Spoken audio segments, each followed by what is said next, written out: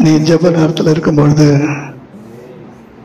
நான் உங்களுக்கு சொல்லுவதை ஆவி ஆத்மா சரீரம் கவனிக்கும்படி நான் கேட்கிறேன்.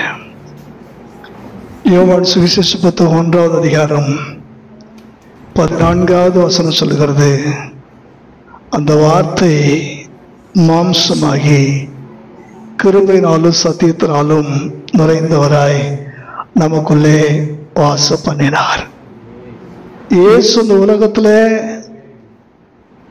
மாம்சத்தோடு ரத்தத்தோடு பிறந்து வாழ்ந்ததை குறிக்கிற வசனம் என்று சொல்லி அநேகர் நினைத்துக் கொண்டிருக்கிறார்கள். அது அல்ல.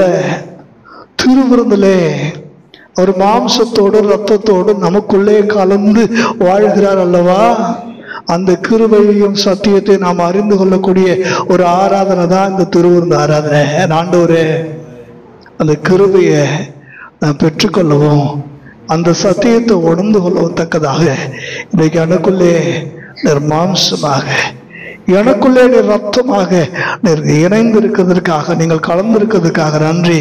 இப்பேற்பட்ட பாக்கியம், இவ்வளோ பெரியதான ஒரு பெரிய உத்தம ஆசீர்வாதத்தை கர்த்தர் எனக்கு தந்ததற்காக நன்றி ஆண்டவர் என்று சொல்லி கரங்களை தட்டி ஹல்லேலூயா, ஹல்லேலூயா, ஹல்லேலூயா. Thank you Jesus. Thank you Lord.